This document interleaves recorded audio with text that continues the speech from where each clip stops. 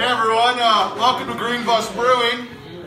You can keep on doing what you're doing if you want to, but my name's Chad Emerson with Downtown Huntsville Incorporated. For the next 15 minutes or so, we're doing what's called the Downtown Craft Beer Trail Conversation Series, where we talk to the founders of all the different breweries downtown. So, like I said, you're welcome to keep on doing what you're doing, or you can come on and listen. Jason Sled here is going to tell us all about Green Bus and how it got started. So, join me in welcoming Jason Sled from Green Bus Brewing.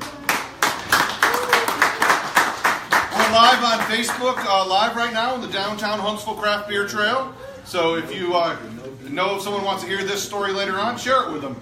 Obviously, the first question everyone who comes in here, everyone I talk to says is, why a green bus? What's the story behind Green Bus? I have loved Volkswagens longer than I've loved beer.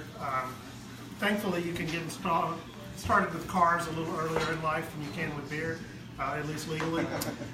So over the years, I've had many Volkswagens, and most recently, I had a 1972 green Volkswagen bus. So when I started homebrewing in the garage, I took some beer over to a friend's, and they said, well, what's the name of your brewery? And the alliteration sounded good. I had the bus in the driveway, so it became Green Bus Brewing right from the beginning. Is that a real front to a bus there, or is that a prop? That is a real front of the bus. That was donated to us by Air-Cooled Customs up in Hazel Green. I called my buddy up there and said, hey, you got a bus in the junkyard, we can come chop the front off? He's like, absolutely. I even got a green one. All right, so we got a lot of beers on the list there. Raise your hand. Whose favorite is Hot Bus? All right. Whose favorite is the Doppelbock? Anyone? What other favorite? What's yours? Doppelbock's my other favorite. Your other favorite. You have probably several. So, what do you find so far at Green Bus? You've been open now over a year. What's the most popular beer for your customers? Early on, it was the tiramisu milk stout, but then Hot Bus quickly took over, especially in the warmer months. So Hot Bus and the tiramisu milk stout are our two most popular beers. Okay. And you're a nano brewery. I mean, it's obviously a small, cool space. We're going to talk about this space in a second, but what does it mean to be a nano brewery as opposed to a local craft brewery? What's the distinction? It's not a well-defined distinction. It has more to do with the size, the amount of beer that you make in a given year. We're right at around 200 barrels a year. The nano definition is not well defined. We kind of further define it though in Huntsville as we are not a distributing brewery. 97% of our beer is sold right here.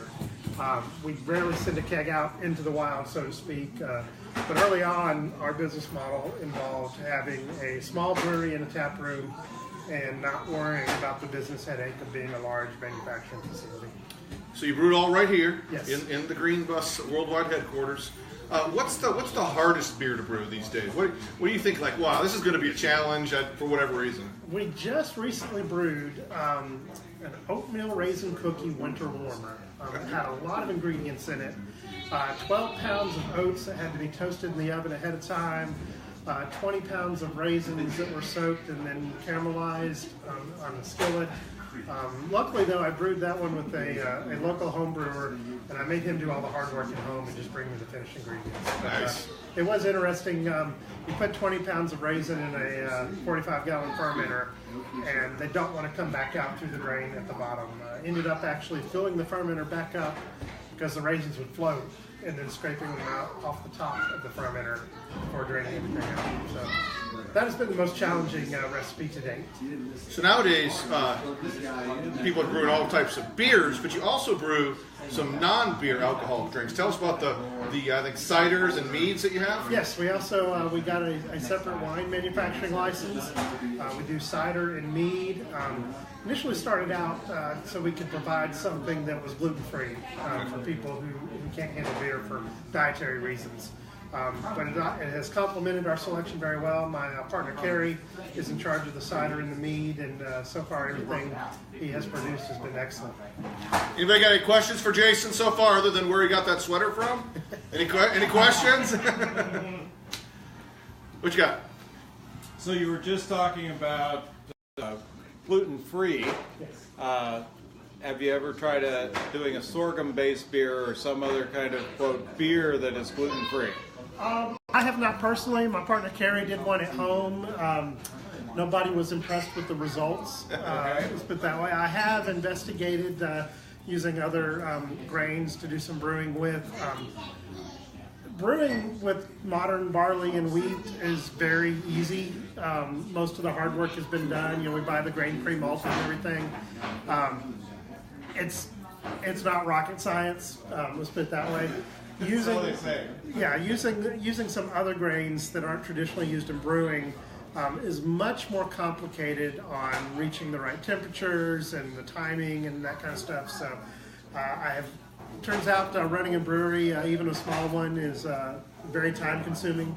So we have not investigated doing that type of brewing yet. Fair enough. So I know you recently just expanded your hours. How would you describe your peak time and clientele? Being downtown, most of our business is still Thursday through Sunday, and we tend to get the right before dinner crowd and right after dinner crowd. Those are some pretty consistent trends. There's a lot of great places to eat downtown, and we're happy when people stop in for a beer before and or after. So it looks like you brewed most of the different types, but is there a type of beer that you haven't brewed yet that you really have on that wish list? Maybe a quad? Have you done a quad yet? I have not done a quad yet. It is definitely on the list of things to brew. One nice thing about not being a big production facility is we don't have a manufacturing schedule. We don't have to get a beer all over the southeast every 2 weeks or whatever the production schedules are. So the nice thing about that is it gives me more flexibility on the amount of beer styles I can do. In our first year, we did over 40 different styles of beer, and there's still plenty more to go. So yeah, a quad will definitely come around at some point. So today's December 6th, 7th? 7th. Go 7th. I swear, I haven't even drunk the beer yet. Today's the 7th. Between now and Christmas and into the new year, anything you're rolling out or debuting or bringing back to the menu that people can look for? The oatmeal raisin cookie is going to be on the craft beer trail third Saturday. That'll be our December special winter release.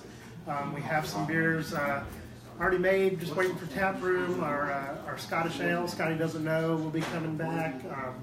I did a batch of our Camper Van Blonde Ale. I did a lager version of it, different yeast, so we'll have both those on at the same time. We can compare and contrast, that kind of thing. Exact same recipe, just different yeast. One's an ale yeast, one's a lager yeast.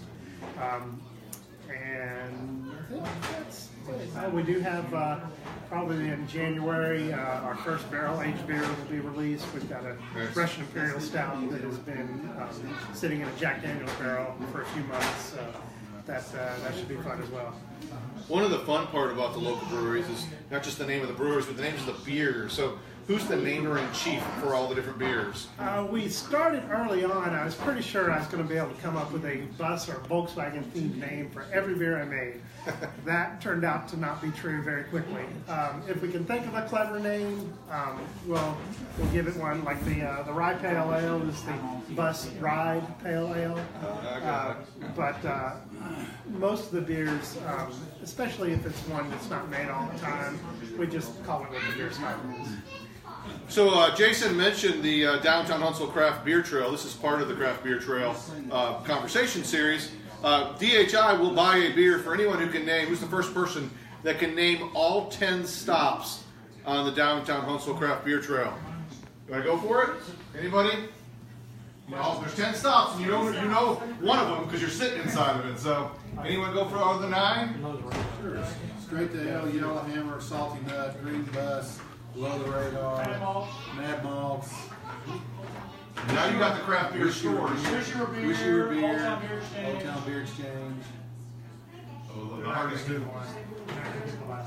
Church Street Wine? Yeah, pull that one out. All right, that guy's got one on our tab right there. So, any other questions for Jason? I did 8 of the 9. We protest, unfair question. Yeah, that's we live in Colorado.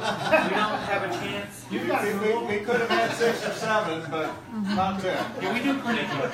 Yeah, well, okay. Last questions here for Jason. First of all, it's like asking if you have multiple children, who your favorite child is, but what's your favorite beer? My favorite beer style is probably Pilsner, and with a little asterisk beside it. There's some mass-produced beers that claim they're Pilsners that aren't really Pilsners, but the traditional German Pilsner is probably my favorite style. And for us, close it out, and we'll take any other questions if there are. But you got started just like a lot of folks in Huntsville on the craft beer trail as a home brewer. Yes. In the garage, doing things on the side. What really, what outside of Green Bus, has it been a person or an experience at a brewery somewhere else that really inspired you to take the next step and open your own brewery? It was two things. First thing, I got to give a lot of credit to Rocket City Brewers, the original homebrew club in Huntsville, the longest existing one as well.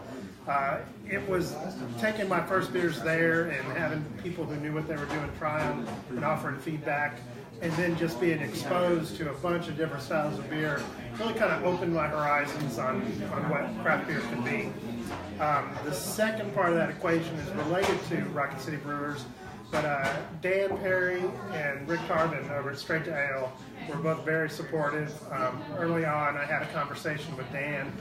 He was giving me a hard time. I started calling I gave my home brewery a name, so he started accusing me of getting ready to go to the next level. And I denied it at first, but at one point I asked him, so how can I do it and still enjoy it, and not lose the hobby aspect? And this is exactly what he described: a small brewery with a tap room. Don't worry about doing distribution.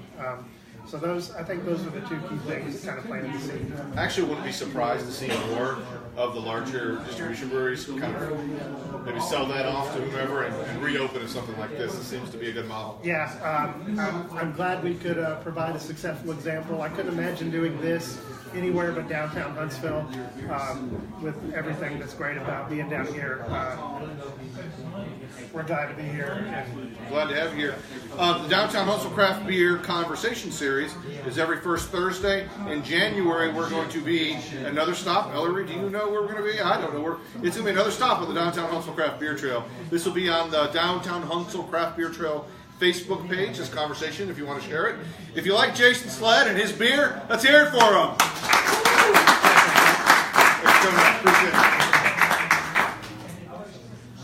Good stuff. That was fun.